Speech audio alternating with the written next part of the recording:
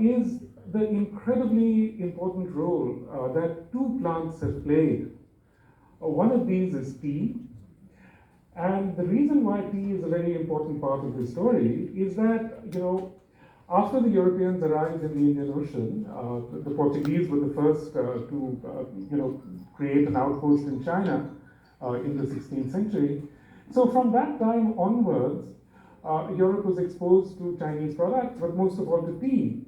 And tea was introduced, is said to have been introduced to England by Catherine of Braganza. This was in the mid 17th century. No, what am I saying? Yeah. And then tea caught on very fast, and tea very rapidly became an absolute mainstay of the British economy. Tea was, next to land revenue, the largest source of income. Taxes on tea was the largest sources of income of the British government. Tea could finance everything, including all their governmental establishments, all their diplomatic establishments, everything except the only larger source of expenditure for them was predictably military. But tea could have even sustained their navy, which was the dominant navy in the world at that time. So the British government was really very dependent on tea, all of which came from China, because tea was a Chinese product, and the Chinese produced very large amounts of tea for export. And once they found this huge market for tea in Europe, they produced more and more of it. So the problem and the tea was entirely handled by the East India Company. It was a monopoly of the East India Company. So the problem for the East India Company was that tea had to be paid for with silver. So in the 17th century and early 18th century, because of the conquests of the Americas, because they were able to mine silver, the European powers were able to mine silver with slave labor and indigenous enslaved people. This was very cheap silver for them, and they were able to spend this money on Chinese imports, because the Chinese insisted on being paid in silver.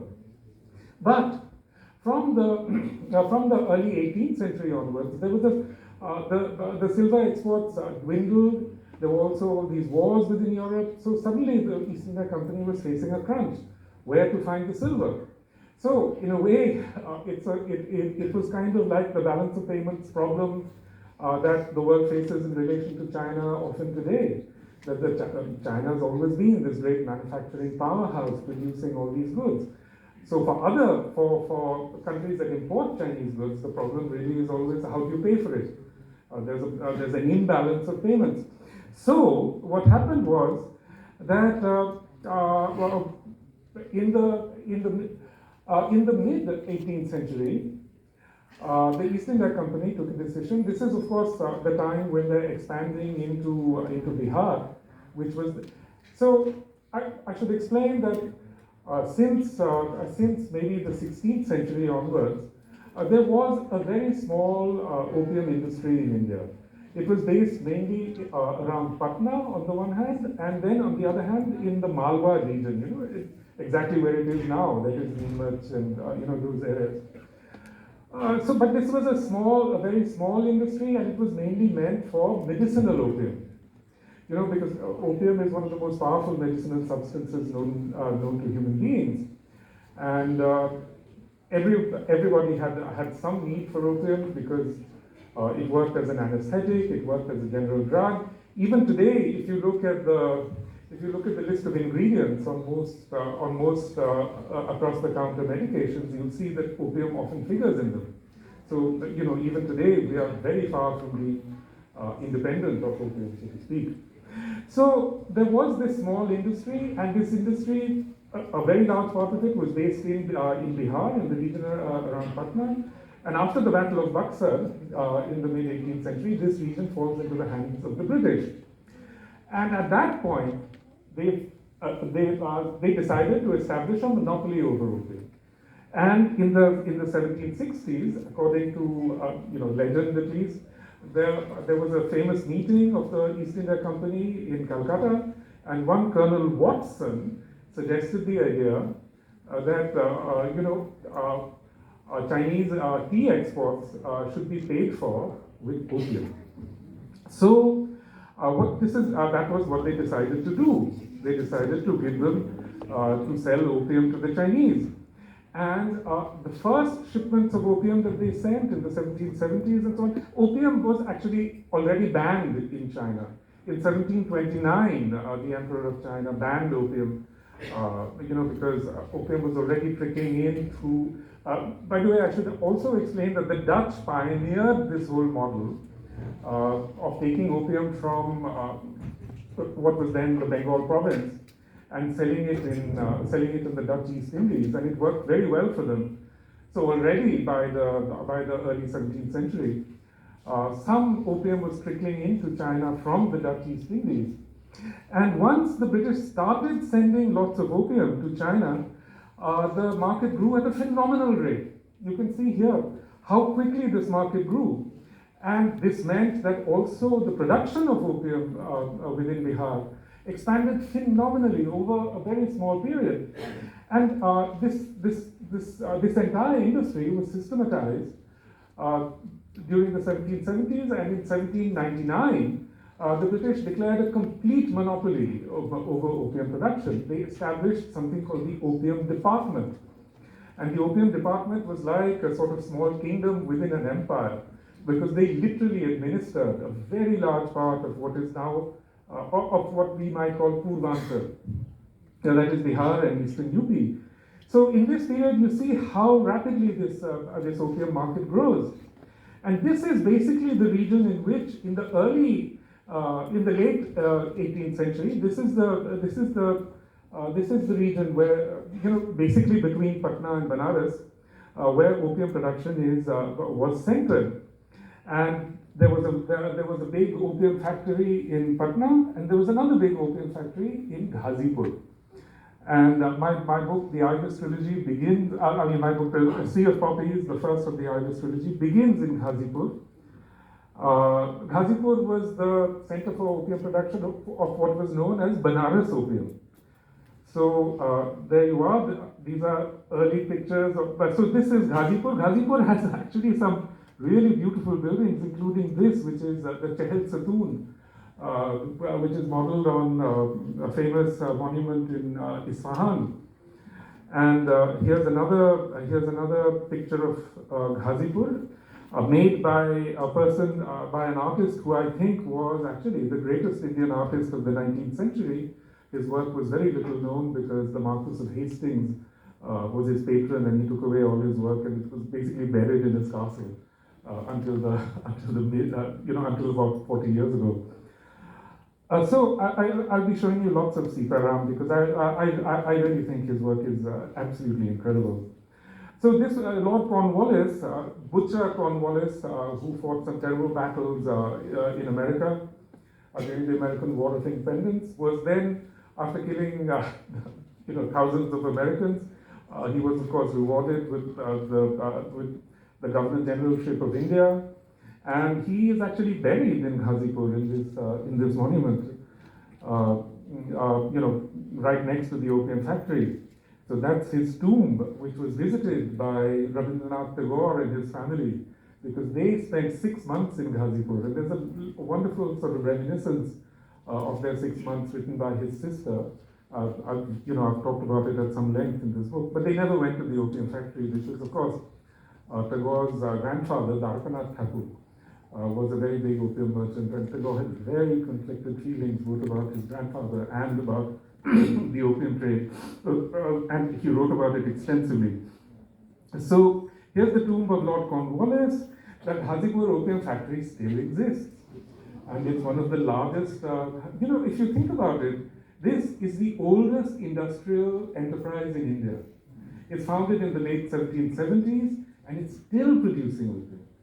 And so over these 150 years, it's probably produced billions of dollars worth. I mean, large parts of London are built on the money produced by this factory. And actually, that's the really incredible thing when you think about this whole narrative of the Industrial Revolution, that, it's all about, British geniuses thinking of all these machines.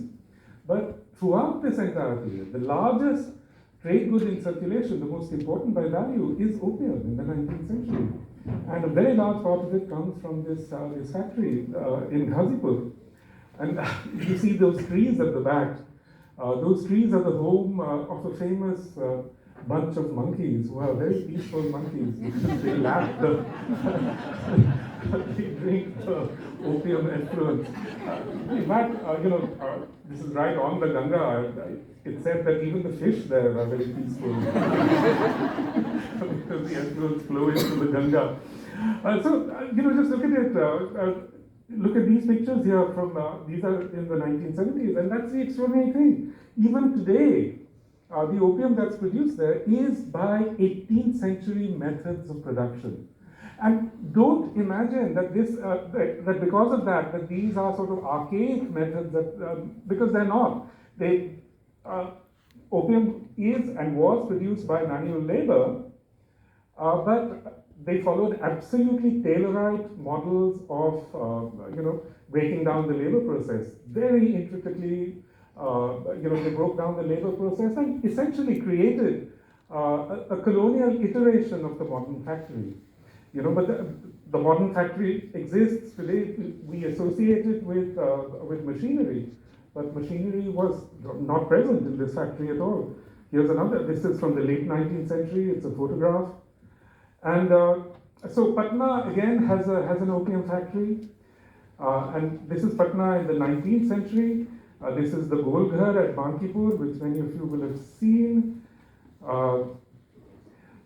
So here you have two views of the Golghar, a very interesting contrast.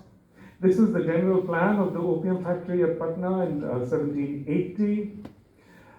And this is the bird's eye view of the opium go down at Patna. I love this picture because Sitaram, if you look at the bottom of this painting, you'll see that Sitaram has actually painted himself, because that's him at the bottom of the painting, creating the painting, but he's given himself the license to imagine not just the perspective, but even the curvature of the earth.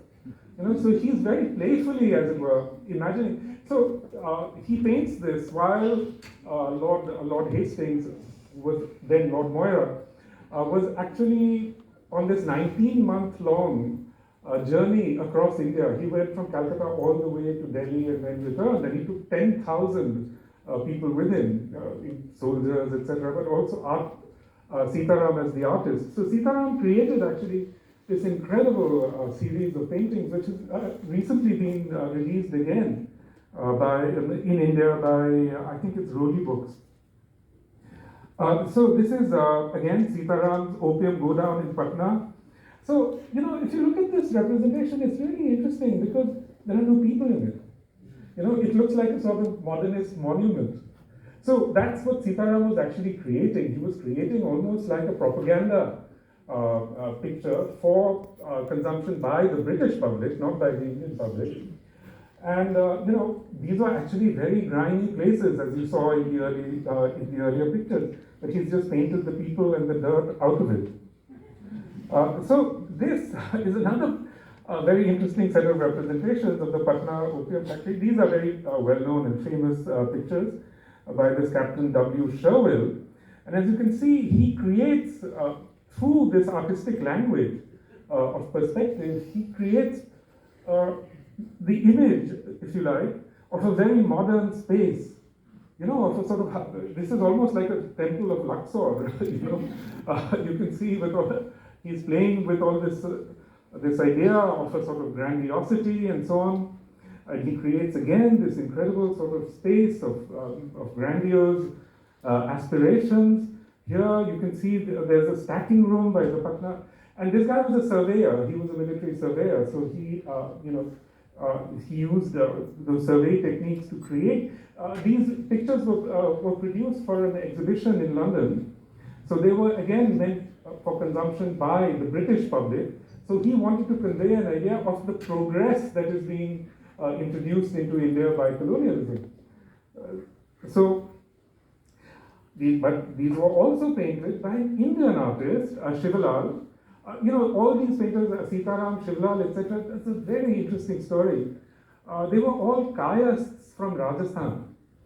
So going back to the 16th century, they left the Udaipur region and went to work in the Mughal ateliers. So some of them were in Delhi, some were in Agra.